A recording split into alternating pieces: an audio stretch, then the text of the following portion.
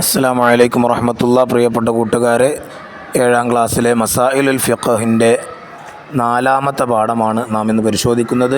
അദ്ദർസുർ റാബിഅ നിഅമൻ നിസാഉ നിസാഉൽ അൻസ്വാർ. സ്ത്രീകളിൽ ഏറ്റവും നല്ലവർ അൻസാരി സ്ത്രീകളാകുന്നു. ഹൈള് നിലച്ചാൽ എങ്ങനെ കുളിക്കും? അസ്മാ ബിൻത്ത് ശക്കൽ റളിയല്ലാഹു അൻഹ നബി സല്ലല്ലാഹു അലൈഹി വസല്ലമയോട് ചോദിച്ചു. വെള്ളവും കുളിക്കാനുള്ള താളിയും എടുക്കുക. ശേഷം പൂർണ്ണമായ വുളൂ ചെയ്യുക. പിന്നീട് തലയിൽ വെള്ളമൊഴിച്ച് നല്ല പോലെ തേച്ച് കഴുകുക. തലമുടികളുടെ അടിഭാഗങ്ങളിൽ വെള്ളം എത്തിച്ചേരണം. വീണ്ടും തലയിൽ വെള്ളമൊഴിച്ച് കുളി തുടരുക. ശേഷം കസ്തൂരി പുരട്ടിയ തുണിയെടുത്ത് ശുദ്ധി വരുത്തുക. ഇത് കേട്ട ആയിഷ ബീവി റളിയല്ലാഹു അൻഹ പറഞ്ഞു, അൻസാരി സ്ത്രീകൾ ഉത്തമ സ്ത്രീകളാണ്. ദീനീ കാര്യങ്ങൾ പഠിക്കാൻ ലജ്ജ അവരെ തടയുകയില്ല. പ്രായപൂർത്തിയായ സ്ത്രീകൾക്ക് ചില പ്രത്യേക സമയങ്ങളിൽ ഗർഭാശയത്തിൽ നിന്ന് പുറപ്പെടുന്ന രക്തമാണ് ഹൈള്. ആർത്തവ സമയം നല്ല ശുചിത്വം പാലിക്കണം. ശുചിത്വമില്ലായ്മ അണുബാധക്ക് കാരണമാകും. എപ്പോഴാണ് ആർത്തവം ഉണ്ടാവുക? ആരിഫ ചോദിച്ചു. ചന്ദ്രവർഷപ്രകാരം 9 വയസ്സ് പൂർത്തിയാകുമ്പോഴാണ് ഹൈളുണ്ടാവുക. 9 വയസ്സ് തികയാൻ 16-ൽ താഴെ ദിവസമുള്ളപ്പോൾ രക്തം പുറപ്പെട്ടാലും ഹൈളായി പരിഗണിക്കും. അതിനു മുമ്പ് വരുന്ന രക്തം ഹൈളല്ല. ഏറ്റവും ചുരുങ്ങിയ സമയം ഒരു രാവും പകലുമാണ്. സാധാരണ 6-7 ദിവസമാണുണ്ടാവുക. കൂടിയാൽ 15 ദിവസമുണ്ടാകും. 2 ഹൈളുകൾക്കിടയിലെ ചുരുങ്ങിയ ശുദ്ധി 15 ദിവസമാണ്. അതിനു മുമ്പ് വരുന്ന രക്തം ഇസ്തിഹാളത്താണ്. എന്താണ് നിഫാസ് രക്തം? പ്രസവം കഴിഞ്ഞ് ഗർഭാശയം പൂർണ്ണമായി ഒഴിഞ്ഞതിനു ശേഷം പുറപ്പെടുന്ന രക്തമാണ് നിഫാസ്. എന്നാൽ പ്രസവം കഴിഞ്ഞ് 15 ദിവസത്തിനു ശേഷമാണ് രക്തം പുറപ്പെട്ടതെങ്കിൽ അത് നിഫാസ് അല്ല. ഹൈളിൻ്റെ നിബന്ധനകളുണ്ടെങ്കിൽ അത് ഹൈളാകും. നിഫാസിൽ ഏറ്റവും ചുരുങ്ങിയത് 1 സെക്കൻഡും സാധാരണ 40 ദിവസവും കൂടിയത് 60 ദിവസവുമാണ്. ഹൈളുള്ളവർക്കും നിഫാസുള്ളവർക്കും നിസ്കാരവും നോമ്പും ഹറാമാണ്.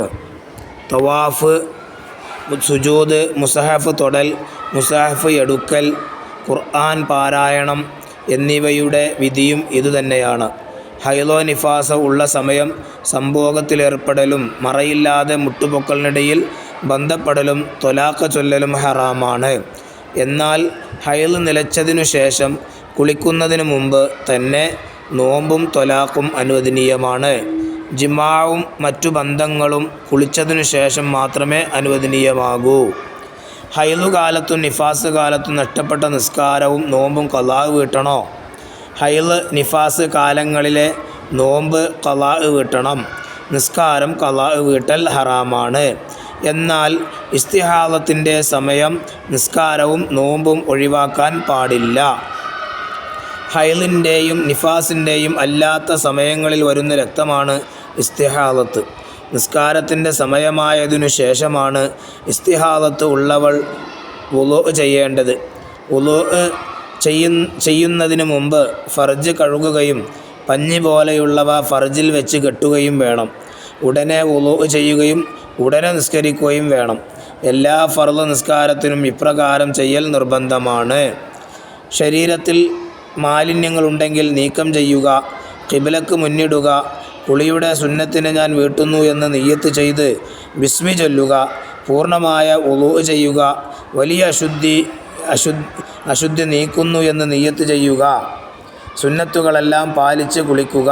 കുളി കഴിയുന്നത് വരെ വുളൂ മുറിയാതെ ശ്രദ്ധിക്കുക. ഔറത്ത് വെളിവാകാതെ സൂക്ഷിക്കുക. വുളൂവിന് ശേഷമുള്ള ദിക്ർ ദുആ ചെയ്യുക.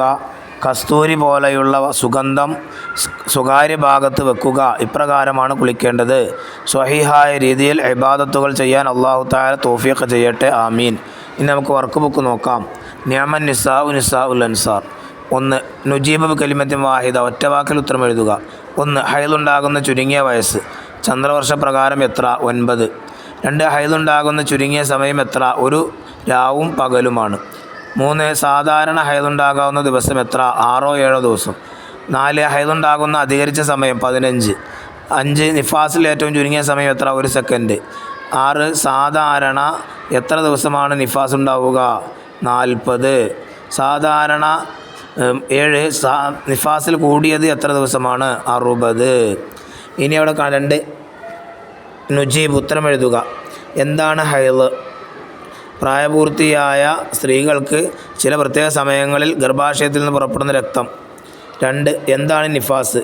പ്രസവം കഴിഞ്ഞ് ഗർഭാശയം പൂർണ്ണമായി ഒഴിഞ്ഞതിന് ശേഷം പുറപ്പെടുന്ന രക്തമാണ്. ഇനി 3 എന്താണ് ഇസ്തിഹാദത്ത്? ഹൈളിൻ്റെയും നിഫാസിൻ്റെയും അല്ലാത്ത സമയങ്ങളിൽ വരുന്ന രക്തമാണ്. ഇനി 3 അവിടെ കാണാം.